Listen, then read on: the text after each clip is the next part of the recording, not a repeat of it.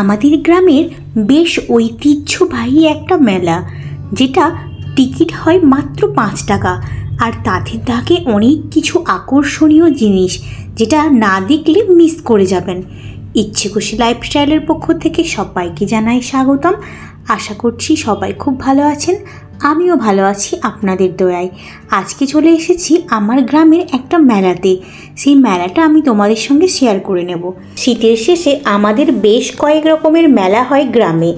বইমেলা, কৃষি উৎসব মেলা, অন্যান্য বছরের মতো এবছরও হয়েছিল মেলাগুলো। বাড়ির সবাই মিলে কনকনে শীতকে ভয় না পেয়েই বেরিয়ে পড়েছিলাম মেলায়। কৃষি উৎসব মেলাটা জানুয়ারি মাসের শেষের দিকেই হয়ে থাকে। এই মেলায় দেখানো হয় সব থেকে আকর্ষণীয় সবজি ও আকর্ষণীয় প্রদর্শনী। ছোট থেকে বড় সবাই প্রায় ভিড় করেছিল এই মেলাতে। চারিদিকে আলো আর আলো।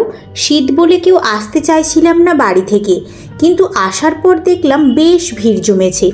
মেলায় টিকিট ছিল মাত্র 5 টাকা।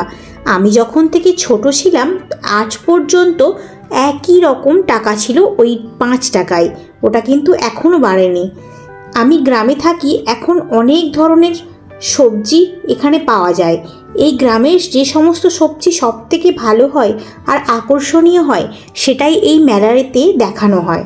বিভিন্ন রকম প্রদর্শনী। প্রথম কথা তো প্রথমে গিয়েই আমরা ভেতরে দেখলাম শুধুমাত্র ফুলের মেলা। কত রকমের ফুল গাছ, কত কি রয়েছে। তারপরে রয়েছে অনেক কিছু সবজি, কালারিং ফুলকপি, প্রদর্শনীয় জিনিস বিভিন্ন রকম। এখানে বিভিন্ন রকম প্রদর্শনীর জিনিস রয়েছে, যারা নিজেরা হাতে ছবি এঁকে এইখানে বিক্রি করছে। এটা একটা ধরনের আর্ট, প্রতি বছরই হয়। এবছরও প্রতি বছরের ন্যায় জিনিসপত্রগুলো অনেক বেশি ছিল। সেই মতো আমরা সবাই মিলেই ভিড় করেছিলাম প্রদর্শনীগুলো দেখার জন্য। ভীষণ সুন্দর লাগছিল সব কিছু, একদম সব কিছু হাতে করা ছিল। তারপরে আমরা চলে গিয়েছিলাম ধীরে ধীরে এই বাসনের দোকানটাতে। এখানে অনেক সুন্দর সুন্দর জামা কাপড় রয়েছিল, যার মধ্যে প্রিন্ট করা ছিল। তারপর ছিল হাতে তৈরি অলংকার। এগুলো কিন্তু ভীষণ সুন্দর লাগছিল। বিভিন্ন রকম পুঁতি, ক্লিপ, কড়ি এইসব দিয়ে হাতে তৈরি করেছিল অনেক কানের জিনিস, গলার হার, মাথার ক্লিপ, হাতের চুড়ি। তবে জিনিসগুলো ভীষণ আকর্ষণীয় দেখতে। আমার তো ভীষণ ভালো লেগেছিল। তারপরে এগিয়ে গিয়েছিলাম একটা কলেজ প্রদর্শনীতে।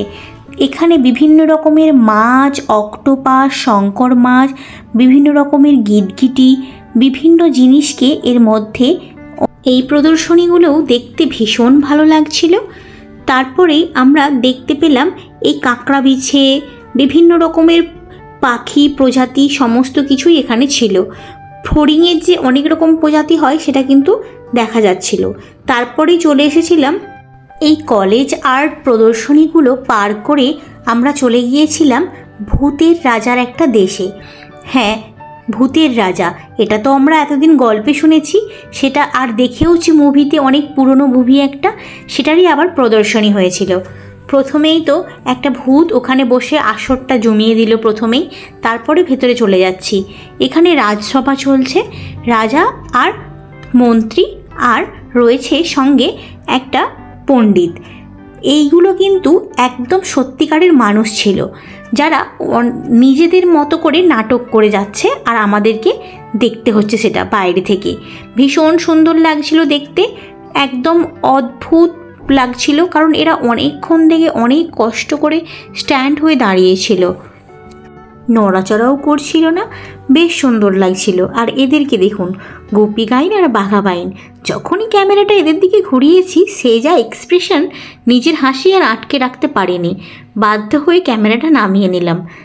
এটা ছিল একটা কয়লা খনি, যেখানে মানুষটা বসে বসে কয়লা খনন করছিল। তারপরেই দেখলাম একটা রাজা, যেটা স্ট্যাচু হয়ে দাঁড়িয়েছিল একটা মানুষ, অদ্ভুতভাবে একই রকমভাবে অনেকক্ষণ দাঁড়িয়েছিল। একটুখানি এগিয়ে যাওয়ার পরেই দেখলাম এক জায়গায় হচ্ছে ম্যাজিক শো। তারপরে ম্যাজিক শোর পরে দেখলাম একটা স্টেজের মধ্যে ছোট্ট ছোট্ট বাচ্চা বাচ্চা মেয়েগুলো টিয়া টিয়া টিয়া গানে নাচ করছে। আসলে সত্যি বলতে বাচ্চাগুলো টিয়া পাখির মতো ছোট ছোটই ছিল। তারপরে সবাই মিলে এদিক ওদিক ঘুরে মেলার মধ্যে খাওয়া দাওয়া করে বাড়ি ফিরে এসেছিলাম।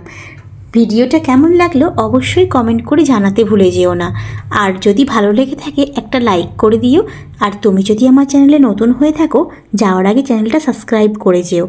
চলে যাচ্ছি আজকের মতো, দেখা হচ্ছে পরের ভিডিওতে। ততক্ষণে সবাই ভালো থাকবেন, সাবধানে থাকবেন, সুস্থ থাকবেন। আজকের মতো টাটা।